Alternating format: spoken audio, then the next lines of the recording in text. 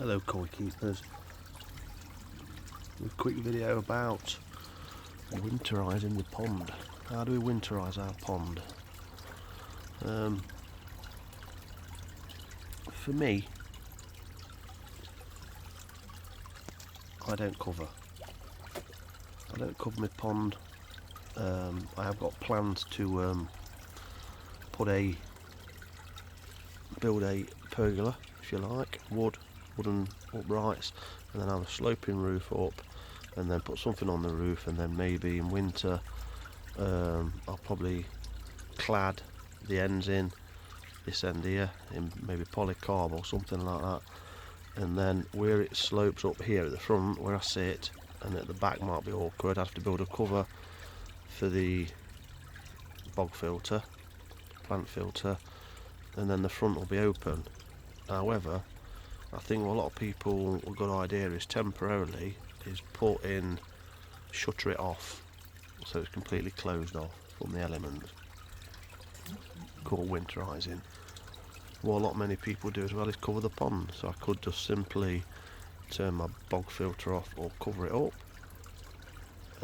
fleece the shower, and then cover with sheets of polycarb with obviously support underneath so it don't sag, and then that just retains any temperature, so it reduces fluctuations. So there was one day last week where it was really cold at night, and I could see steam literally rising off the pond, and that is literally the heat or any warmth you have got in the pond being reduced, and that's basically it. However, in the UK, winters have been quite mild, so what normally happens is for a month or so the fish go into what's called torpor, and that's where, like, a state of hibernation, if you like, and they just go to a corner and they just don't do a lot at all. At the moment though, they are still relatively active, so I'm still putting some food in. That's my last of my high protein type food, and then I've got some wheat germ based stuff just to keep them ticking over, because I've not got my winter food in yet, so I'll use that bag that I got from my local LFS.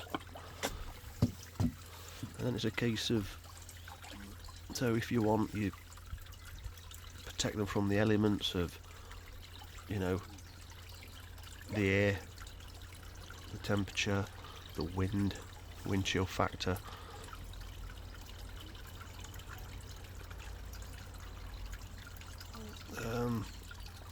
And food, I think for winter you just periodically just keep them ticking over. If they're looking active, give them some food. I use a winter based food, so I don't generally switch to wheat germ. I have got some barley in, and you can boil that up and then throw that in, but I think you're best to get a koi food that is been designed to feed in winter instead of just switching purely to wheat germ. So last year, or up until now, I've been using Nijikawa, I think it's called All Seasons, Aqua Sauce. I think there's a few products out there that do a winter food or a all season type food, but these fish will take this standard high protein koi food that I've got, and they won't have no effects because it's cooler. However, what you don't want is to be really giving them a high growth type based koi food, because it is full of, you know, a lot of proteins, and that might stay in the gut for longer because it won't be digesting as much when it's really cold. So even though I don't really switch, I am more careful. So that's the wind, weather. I keep everything running. This is just off at the moment because it's feeding time. I know normally in summer it's feeding time when I've got my auto feeder going. That's been removed now, so I just feed them periodically, keep the filters, dump the filters, keep them maintained about once a week now this time of year, but mainly daily in summer. Keep them ticking over in summer, little and often, but winter is you can get away with once a week. And still monitor them, still come out and see them in winter. Get yourself wrapped up with a coat on and a, you know, I don't know, little fire going, or heat pack, or a light. Like I've got a light here, so it still makes it feel quite welcoming. And just still enjoy them in winter. Come and sit out with a lovely coffee and your hat on, hoodie on, baseball cap, whatever you've got. Wrap up, come and still see what they're on with and enjoy them even in winter. I'll come out and I'll see them every single day. So that's mostly everything covered. So I was about to go on to filters and stuff. I keep mine running, bubblers running all the time, 24/7, even in winter. I'll just keep everything as normal. Keep everything as you possibly can, even in winter, unless the air temperature and water temperature is that cold that it's starting to freeze up. If I was in a really cold country, I would probably just leave my bubblers going, because if you leave showers going and waterfalls, the waterfall will only freeze up, keep freezing, reduce, the water flow reduce, and chances are it could create like a blockage and then overflow and then empty a pond, which would be really, really bad. Another thing to watch is exposed pipes. I've got a pipe going down the back of this shower to feed it, and all there is quite well covered. Look, it's not going to freeze down there, I can guarantee you that, but up here where it feeds it, it is open, so when the wind comes over that fence and it's really cold, the chance, or even though it's running water, it could freeze. I've learnt that in the UK up to -5 for short duration it's never a problem.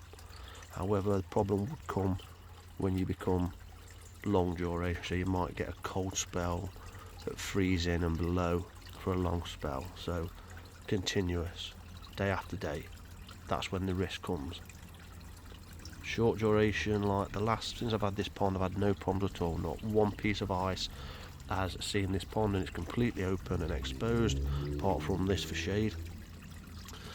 And I think the coldest the temperature has got in this pond so far has been 5 degrees C in the pond, even though it might be 0, -5 out.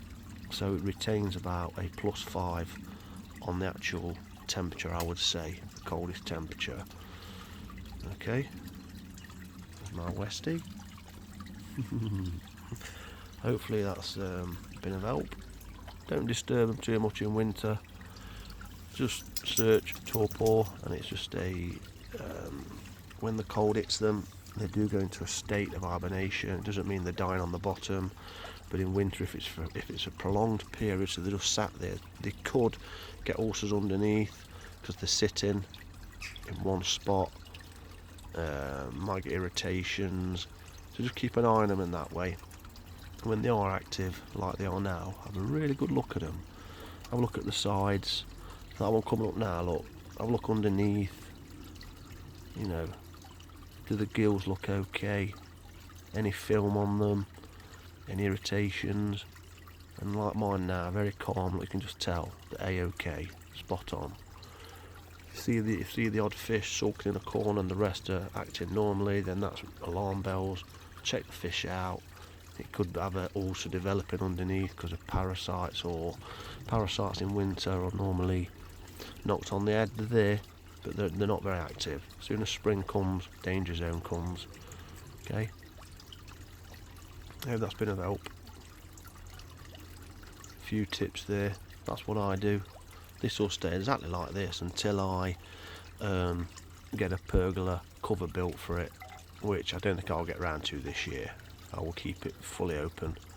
I've had this where it's been snow everywhere and this pond is still clear, looks ever so nice. Pond's still pottering around, they do, but it's not ideal for a long cold. So hope you enjoyed that. Please thumbs up, please subscribe, check my other videos out, do the same with them. Thanks for watching.